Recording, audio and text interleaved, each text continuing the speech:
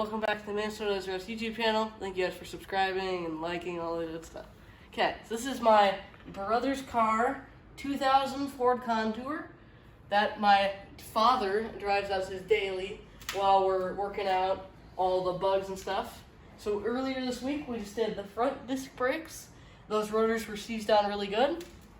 And today we're doing the rear drum brakes, so nobody likes those, but this has the big 2.0 with that 115 horsepower. It's got the singular cam variable valve timing, the poor man's VTEC. Poor man's VTEC. Ain't no Honda. So we expected these things to be completely just stuck on there for dear life. You see this thing's got some small body rot, she's a unibody of course, so but we got these off in like 5 minutes. We actually just finished doing the other side. You see, this was the leaky side. But we went through and sprayed everything already, and when we went and stopped for lunch. So we're gonna go through and clean this up quick, and then we'll go through and show you how to take this apart and do this quick. Okay. So this side had a bad wheel cylinder, which was shooting brake fluid everywhere. So I needed to top off the brake fluid it tastes good, about once a month. So we figured time to take care of the business. Yeah.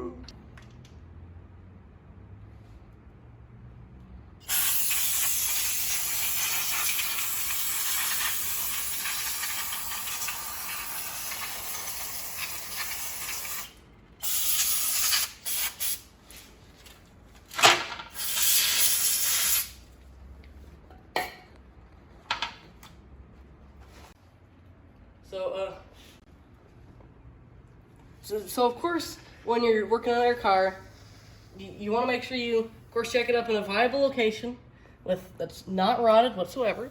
Okay, but of course, because she's a unibody, so it's good enough. But you want to make sure it's a good spot. But you can put jack stands under it and sub spots on the unibody, but also, of course, right on the subframe, so right up here, on that works. And then the factory jacking location is right here, but you can jack a little bit farther on the lip too in case it's really bad, which usually always is in the back of the rocker. So of course you want to have your safety glasses, like your gloves and stuff when you're working with hazardous springs, because those will just it's just gonna go through the wall. Maybe not that much. It's not a coil spring, so it's not one of those. But okay, so we're gonna start with getting off some of these springs. We'll start with the bottom one, then we'll get this one off, and then we'll get this one off. And then we'll end up taking these clips off. After you get the clips off, then you pull it apart, and then you can get the brake pads off, and then you can get, of course, the wheel cylinder out. Brake shoes. Shoes. They're pretty close. Then we can get everything off. So we'll start with taking off the bottom spring. So one side note,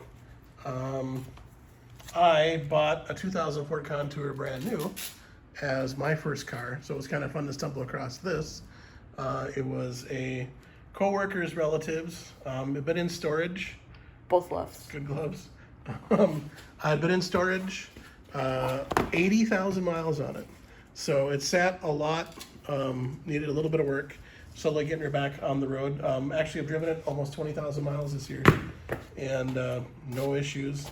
AC went out on it, but you get used to the heat a little bit for that. I remember when I bought mine brand new, because 2000 was the last year of the Ford Contour, in 95 to 2000 when they made these, and of course Focus came out and replaced them. If you had a 5-speed manual, who's making noise? If you had a 5-speed manual, you could get a rear disc brakes, or of course if you had the SVT Contour, you could get rear disc brakes. So we tried to find a 5-speed. My wife could drive a 5-speed better than I could for a while, and could not find one. So we just got actually the same model as this, except for ours was the V6. A little more peppy, but she's a nice unit. So get off the true spring, I recommend just a good old Newell's vice grip. So all it does is it just comes it hooks in over here and it hooks in right over here. So it's easier to do this side. So all you do is you get your Newell's vice grip, you just grab right on there. You gotta make sure it's adjusted correctly. You get right in there, and then you can just, that thing there's some tension. Might want to get a little bit farther towards the end. If we can, sometimes it helps us try to pry on stuff. pry on stuff, like I said. We might wait on this one and get the top ones out first. See if we can get this one out first. Oh, no, okay. So this one doesn't want to come out now, so I guess we'll work on getting this one up over here. This one, it hooks on the bottom hole on this side and hooks into the adjustment bar, I'll say. So on the adjustment bar, it just kind of goes in and it just kind of goes straight. But on this side, it's actually like a hook. So it might be, well, this one's one of the trickiest ones to get in when you're putting it back together. So you can just kind of get in there a little bit. Sometimes it just helps just to do all the things.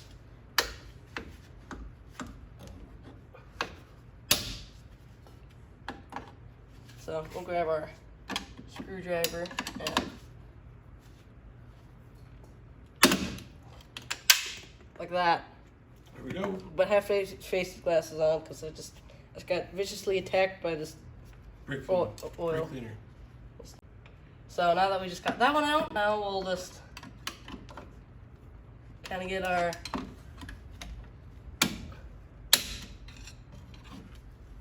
we can just this one's got like a weird jog on it, and this side just like a hook. So we'll try to get this side off if I can find something to pry against.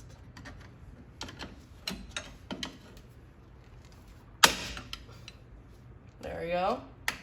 See, these things are hazardous too. Danger zone. That's when you just kind of just as long as you got a new hardware kit, you can kind of be a little bit less careful with these. So yeah, I bent that up a little bit. You see, so you got those springs. So now we got that. You take your, it kind of helps to have a good screwdriver because it's got, well, a good pry bar, I mean. It's got a good jog at the end. So I'll just get over here and grab a good old Northern Tool dead blow. Northern Tool. Yep, this one's a Northern Tool one because it's got Top quality. not as good as Harbor Freight though. Oh, that's So true. then you just get right on here, and you can just. These are the factory ones are so nice. So all it is you just push it in, then you can just like tap up on it. The new ones you have to push in and twist, and those ones just break. We broke one of those in a cheat, but So we got the pin, got the retainer. the one pin's still kind of hiding out back here. So that guy we'll just leave in there for now, and we'll get out later. Now we'll, on this side is coming apart. So now what we'll do is we'll get The parking brake. the parking brake off, and that's as simple as the cable goes in like this and spins over and just locks on this because that part's bigger than that side. So then this part, just a hook in there, so we can get that off. So then there's your 3 springs per side, not counting the ones on the adjuster. There's your super oily super oily parking brake side, I'll call it. And the hardest thing we fought with this whole thing was the self-adjuster, which is the next piece running underneath the wheel cylinder. That thing is a pain in the butt. So now we'll get the other side off quick.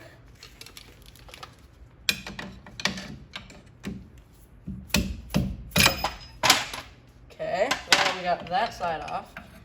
As you can see, here is this nightmare. I'll give you a quick explanation after we So, go through and clean this We'll off. clean it up and then we'll look at it in a second.